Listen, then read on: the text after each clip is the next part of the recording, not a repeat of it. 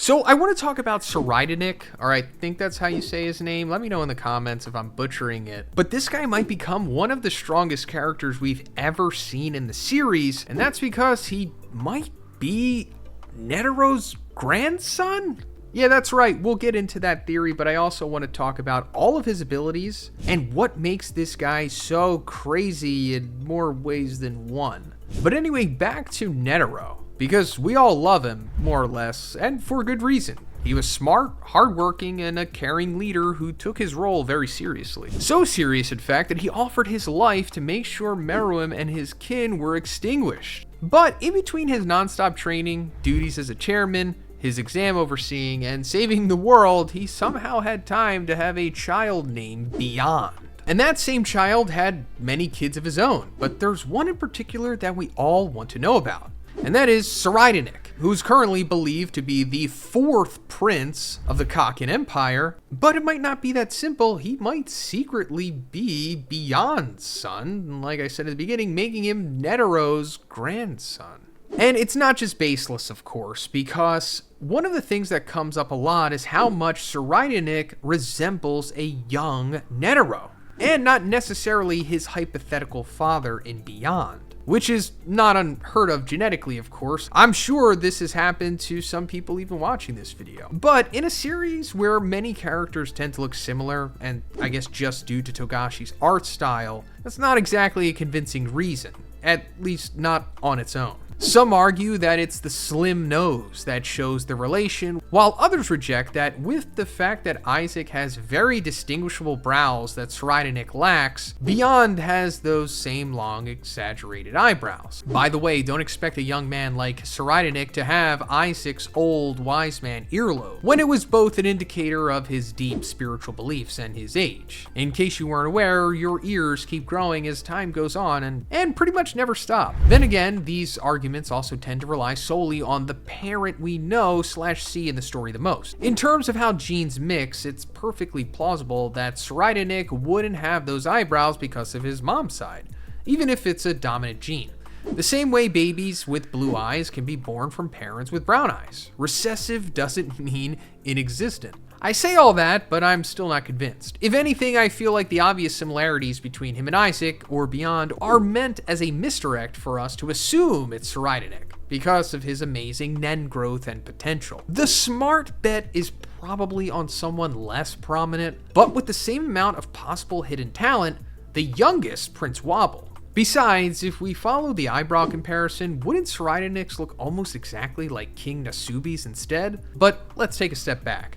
Seeing as Beyond's existence was hidden from even the Zodiacs, despite being Netero's real son, could this be the case again? We only recently learned of Beyond's hidden curse-marked children that he had to accomplish his goal. And it was through his daughter, Longhee, who doesn't really look like him or Isaac, except through the slender shape of her face, I guess. Plus, consider that when we were introduced to Beyond, no one could deny his connection to Netero. Through his talent, his looks, and even his personality as a charismatic and confident fighter. He's also meticulous and patient when it involves something important to him. But he can lose interest or focus if someone's talking too much. And considering Beyond's one of the few people who went to the Dark Continent and came back not only alive but still healthy, it's hard to say that he isn't related to the great Netero. But what I'm trying to say is maybe we're overlooking something. What if Tserriednich is part of the Netero family, but as Netero's son, rather than Beyond's? Regardless of whether he is or not, this is a good time to look at what we know of him so far.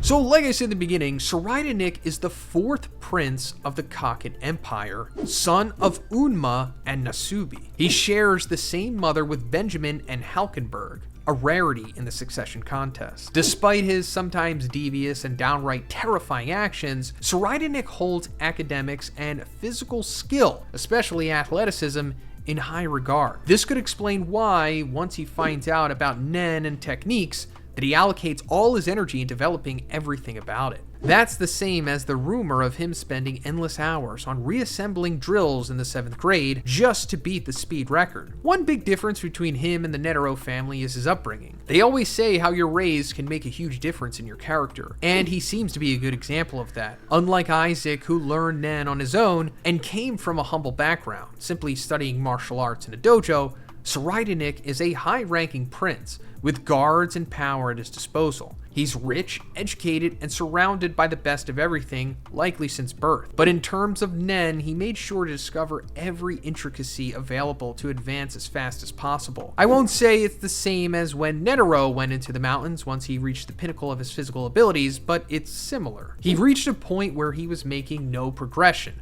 and had to create a new physical and spiritual plan for himself in order to elevate his abilities. Likewise, Tserriednich has a huge array of knowledge, power, and money, but probably felt like something in his life was missing. And that's where Nen comes in to fill the void, offering him new challenges to surpass not only every other Nen user, but also himself. And he doesn't disappoint. In less than a day, he figures out how to use Gyo. And just days later, he's already learning more difficult Nen practices from Theta. As a reference, Gon and Killua also learned Gyo in a day, but spent months with Bisky learning the more advanced Nen techniques. Needless to say, Tserriednich is learning at impressive speeds, and that doesn't even include the fact that he's a specialist, with an ease at using Zetsu, even in his first few tries. But he does believe he's easily distracted, and can't stay concentrated for long, which reminds me quite a bit of Isaac and Beyond, who are both known for their easy boredom. But I'm sure you're wondering what else he has up his sleeve. Well, it turns out that he basically acquired a Nen ability without trying to, and considering the highly spiritual nature of Netero's Nen ability, perhaps he deepened his techniques through his mountain training as well. That aside, Tserriednich is gifted with a type of precognition once his Zetsu is active, which is already uncommon for a Nen ability. Not only does it allow him to see 10 seconds into the future, but he can choose to stay in that slightly advanced timing while also moving in present time. This means that he can see reality and a brief glimpse into the future at the same time if he wants. And even if he changes something that was meant to happen, no one would be aware of the alteration besides him, because they're made to see what was supposed to have occurred. It's a tricky ability, perfect for someone as intellectually gifted and devious as Tserriednich. In recent chapters, we've seen that he's working on perfecting his Zetsu down to a second's time, and that he got it below 10 seconds when the other Nen users took a year for the same. As for his guardian beast, it judges people Tserriednich interacts with based on whether they're honest or lying. If they lie, they're marked, and it turns into an infection. And if they lie again, it worsens. Lying to him a third time hasn't happened yet, but it's possible that the person would become a creature under Tserriednich's control as punishment. If we knew more about Beyond's Nen abilities, it might be easier to say if Tserriednich is related to him and Netero, but because we're still in the dark about him, besides knowing both father and son survived their trips to the Dark Continent, it's hard to connect them. Maybe if Tserriednich survives long enough to get to land, we can judge based on how long or well he survives. What I can say is that Netero wasn't a specialist, but he was highly capable in multiple categories, and relied on most of them to perform his biggest attacks against Meruem. But Nen types are largely based on personalities from what we've seen, so Isaac being an enhancer type usually points to someone honest, but also self-centered with regards to what they want to focus on. And he was praised for having an aura that was so hard to read that even Zeno couldn't predict his movements. Specialists are defined as independent and having a lot of charisma, which sounds very much like the similarities between Beyond and Netero, right? Tserriednich is highly independent, sure, but could we say he also attracts people to him due to being a prince? We all know that Nen types are not genetically linked, but since personalities and behavior have been used to compare Beyond and Netero, why not use it for Tserriednich as well? No one would say that Netero was an evil, manipulative man,